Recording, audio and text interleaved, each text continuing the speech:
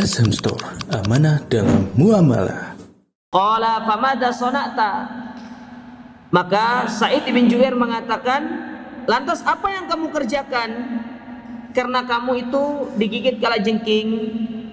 Ya, apa yang kamu lakukan? Setelah kamu digigit kalajengking tersebut, maka kata Husain ibn Abdurrahman, ya, qultu istarqaitu. Dia mengatakan, aku minta diruqyah. Aku minta ruqyah.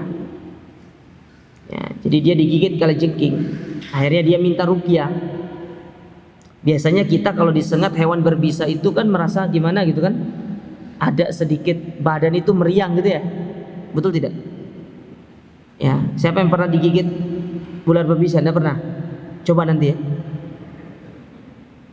Nanti setelah itu ceritakan sama saya. Ya. Baik.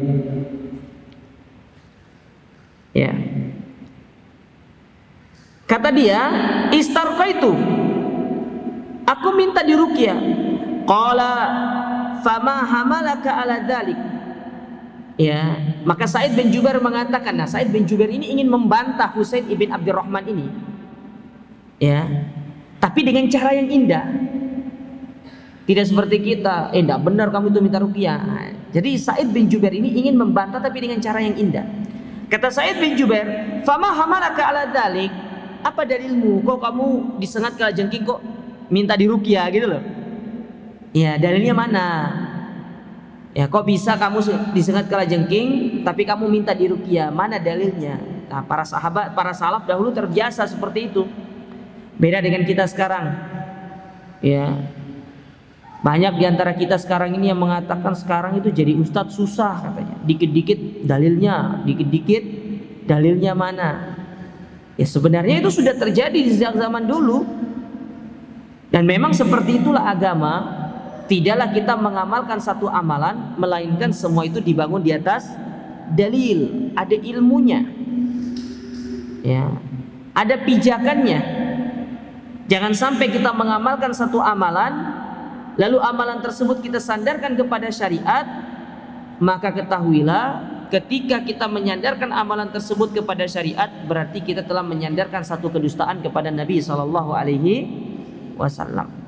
Karena Nabi bersabda ya dalam sebuah hadis, "Man kadzaba alayya muta'ammidan falyatabawwa maq'adahu minan nar." Orang yang menyandarkan satu ucapan, perbuatan ataupun satu amalan kepadaku padahal aku tidak pernah melakukan amalan tersebut, maka silakan mengambil tempat kalian, tempat duduk kalian di dalam api neraka. Hati-hati jamaah. Jadi tidak apa-apa kalau kita ditanya mana dalilnya, itu tidak ada masalah. Itu hal-hal yang wajar dalam rangka untuk kita menjaga diri kita supaya kita beramal ini sesuai dengan dalil. Taib. Kemudian kata Sa'id bin Jubair, mana dalilmu? Ya, sehingga engkau melakukan semua itu. Qultu, maka Husain bin Abdurrahman mengatakan, hadis haddatsana Sya'bi, dikatakan telah bercerita kepadaku Sya'bi. Faqala wa ma haddatsakum asy-Sya'bi? Apa yang dikatakan Sya'bi kepadamu? Kata Sa'id bin Jubair, qultu haddatsana an Buraidah ibn Husayb al-Aslami, telah bercerita kepadaku Buraidah ibn Husayb al-Aslami, annahu qala, bahwasanya dia berkata, la ruqyata illa min ainin aw humatin, tidak ada ruqyah kecuali pada dua hal. Yang pertama karena penyakit ain, dan yang kedua karena kita itu disengat binatang berbisa. Ya. Jadi Husain bin Abdurrahman itu punya dalil kenapa dia ketika digigit kalajengking itu apa? Dia meruqyah, meminta ruqyah. Padahal sebenarnya dalam hadis ini tidak disebutkan minta ruqyah, betul tidak? Tapi yang disebutkan di sini oleh Nabi SAW itu pengobatan ruqyah itu bisa menyembuhkan penyakit aid dan sengatan binatang berbisa. Itu maksudnya, bukan dalil yang menunjukkan bolehnya kita atau dianjurkannya meminta ruqyah itu. Ya. Nah, itu dalilnya Husain bin Abdurrahman. Nah, maka dibantah sama Sa'id bin Jubair ini. Apa kata Sa'id bin Jubair? Faqala qad ahsana man intaha ila ma sami'a. Kata Sa'id bin Jubair, alangkah baiknya orang-orang yang beramal sesuai dengan nas yang telah dia dengar. Ya, jadi dia ingin membantah nih, tapi dipuji dulu. Ya, supaya orang yang kita bantah itu tidak merasa sakit hati. Dan memang ini yang harus kita lakukan.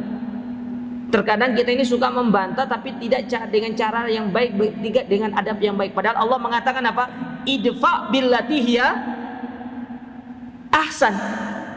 Balaslah, bantahlah orang itu dengan cara yang terbaik. Apa maksudnya dengan cara terbaik? Ketika kita membantah orang, jangan lupa memperhatikan perasaan orang yang akan kita bantah tersebut. Jangan sampai dia itu sakit hati sehingga bantahan yang ingin kita berikan itu menjadikan dia tidak mau menerimanya. Itu yang sering kali keliru kita itu. Padahal sebenarnya kita ingin membantah orang itu kan tujuannya supaya ingin meluruskan dia, toh, betul tidak? Tapi karena cara kita yang salah, entah dengan uslub gaya kita yang tidak terlalu tepat atau kurang tepat, itulah yang menyebabkan akhirnya bantahan kita yang seharusnya benar, ya itu tidak diterima oleh orang-orang yang kita bantah lantaran karena gaya ataupun cara kita membantah itu yang kurang baik. Sehingga kalau sudah demikian, ya itulah yang menyebabkan orang itu tidak bisa mendapatkan hidayah. Nah,